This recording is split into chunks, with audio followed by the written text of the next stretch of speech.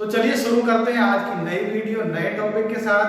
पिछली वीडियो में मैंने आपको बताया था इलेक्ट्रिक डाइपोल और इलेक्ट्रिक डाइपोल मूवमेंट के बारे में, यानी विद्युत द्विध्रुव और विद्युत द्विध्रुव के आघूर्ण के बारे में। इस वीडियो में हम बात करते हैं कि विद्युत द्विध्रुव की अक्षीय स्थिति में यानी एंड ऑन पोजीशन में हमें विद्युत क्षेत्र की तीव्रता यानी इंटेंसिटी ऑफ इलेक्ट्रिक फील्ड का मान ज्ञात करना है। सबसे पहले करते क्या है कि हम जो है एक इलेक्ट्रिक डाइपोल ड्रॉ करते हैं। तो इसके लिए करते क्या है कि दो विपरीत प्रकार के समान लेकिन विपरीत प्रकार के आवेश हैं -q और +q, जो एक दूसरे से अल्प दूरी, वो अल्प दूरी कितनी है 2l दूरी है, उस पर स्थित हैं और उनके मध्य बिंदु से r दूरी पर, कितनी दूरी पर r दूरी पर कोई बिंदु P है, उस पर हमें विद्युत क्षेत्र की तीव्रता यानी इंटेंसिटी ऑफ इलेक्ट्रिक फील्ड ज्ञात करना है। ये तो इसकी दूरी, ये मध्य बिंदु है, तो यहां से यहां तक की दूरी अब कितनी रह गई l, और ये दूरी भी कितनी होगी l, +q 4 से P पॉइंट तक की दूरी जो है टोटल r में से l घटा दें तो कितनी बची r - l, और -q 4 से P पॉइंट तक की दूरी जो है वो है r + l।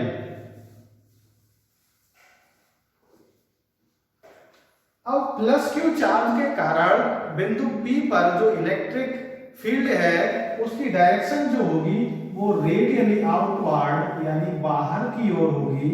इसकी डायरेक्शन किधर होगी, बाहर की ओर होगी, और -q चार्ज के कारण जो है इसके ठीक विपरीत यानी टोटली अपोजिट होगी, और उसकी डायरेक्शन किधर होगी, इस P पॉइंट से इधर। ये किसकी डायरेक्शन होगी, E की। P पॉइंट से -q चार्ज के कारण इलेक्ट्रिक फील्ड की डायरेक्शन जो होगी वो अंदर की ओर, और P पॉइंट पर इलेक्ट्रिक फील्ड +q चार्ज के कारण जो है उसकी डायरेक्शन होगी बाहर की ओर। तो करते क्या हैं कि माना कि +q चार्ज के कारण जो इलेक्ट्रिक फील्ड है उसकी वैल्यू है E1, और -q चार्ज के कारण जो बिंदु P पर विद्युत क्षेत्र की तीव्रता की वैल्यू जो है वो है E2। अब बात करते हैं कि वैल्यू ऑफ E1। तो E1 जो है वो होगी 1/4 पाई ε0 k Q/r² होता है। तो दूरी कितनी है यहाँ r - l, तो r - l का होल स्क्वायर, ये हो गया इक्वेशन नंबर 1। और k जो है वो माध्यम का परावैद्युतांक है। अब -q चार्ज के कारण P बिंदु पर जो विद्युत क्षेत्र की तीव्रता है उसकी वैल्यू E2 बराबर 1/4 पाई ε0 k Q/, अब डिस्टेंस कितनी है यहाँ पर r + l, तो r + l का होल स्क्वायर, ये हो गई इक्वेशन नंबर 2। अब हमें P पॉइंट पर रिजल्टेंट इंटेंसिटी का मान ज्ञात करना है। उसके लिए करते क्या है कि E1 की वैल्यू जो है वो ज्यादा है E2 की वैल्यू से, और डायरेक्शंस कैसी हैं इनकी सेम है। तो हम करेंगे क्या कि E1 में से E2 की वैल्यू घटा देंगे, यानी +q चार्ज के कारण जो इलेक्ट्रिक फील्ड का मान है E1, उसमें से -q चार्ज के कारण बिंदु P पर जो इंटेंसिटी ऑफ इलेक्ट्रिक फील्ड का मान है उसको हम घटा देंगे, तो हमें जो है वो रिजल्टेंट इंटेंसिटी प्राप्त हो जाएगी। क्यों E1 में से E2 क्यों घटाएंगे, क्योंकि E1 की वैल्यू अधिक है। और E1 की वैल्यू क्यों अधिक है, E1 की वैल्यू इसलिए अधिक है क्योंकि उनके बीच डिस्टेंस जो है वो कम है। तो तुलनात्मक रूप में कंपैरिजन करने पर E2 से, क्योंकि -q से P पॉइंट तक की दूरी है r + l जो अधिक है +q चार्ज के कारण बिंदु P तक की दूरी r - l से। आपको पता है कि इलेक्ट्रिक फील्ड जो है वो इनवर्सली प्रोपोर्शनल होता है डिस्टेंस स्क्वायर का, यानी डिस्टेंस जिसका अधिक होगा उसकी इलेक्ट्रिक फील्ड का मान कम होगा, और अगर डिस्टेंस कम होगा तो इलेक्ट्रिक फील्ड की वैल्यू अधिक होगी। तो अधिक किसकी होगी?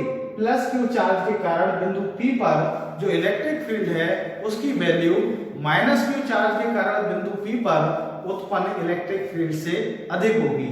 तो करते क्या है कि रिजल्टेंट इंटेंसिटी E बराबर E1 माइनस E2। अब इनकी वैल्यू पुट करते हैं 1/4 pi epsilon naught K Q upon R minus L का होल स्क्वायर। ये E1 की वैल्यू पुट कर ली। E1 में से क्या घटाना है? E2, तो उसकी E2 की वैल्यू पुट करते हैं 1/4 pi epsilon naught K Q upon R plus L का होल स्क्वायर। अब इन दोनों में हम देखते हैं कॉमन क्या है, उस कॉमन को बाहर ले लेते हैं। Q upon 4 pi epsilon naught K ये कॉमन है, तो बचा क्या? 1/R माइनस L का whole square minus 1/R plus L का होल स्क्वायर। अब Q upon 4 pi epsilon naught K, अब इनका क्या लेते हैं? एलसीएम लेते हैं, तो एलसीएम लेते हैं R माइनस L का होल स्क्वायर और R प्लस L का होल स्क्वायर। तो ये हो जाएगा R प्लस L का whole square minus R minus L का whole square. Q upon 4 pi epsilon naught K, अब होल स्क्वायर खोलते हैं।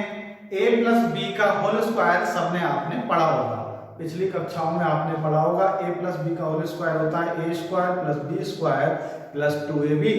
तो इसमें पुट करते हैं तो r square plus l square plus 2lr।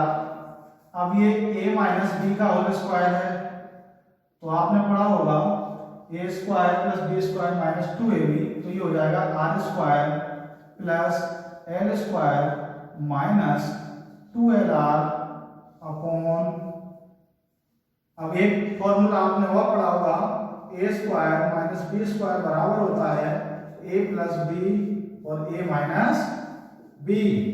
तो a plus B a minus B है, तो उसको किस फॉर्म में ले सकते हैं? a square minus B square. तो ये हो जाएगा r square minus L square का होल स्क्वायर।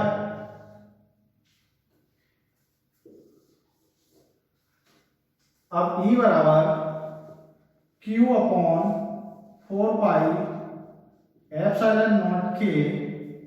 अब ये जो है अगर माइनस का साइन है ये इस ब्रैकेट के अंदर जाएगा तो इसके सारे साइन जो है वो चेंज कर देगा। तो ये हो जाएगा R square plus L square plus 2lr minus R square minus L square plus 2lr।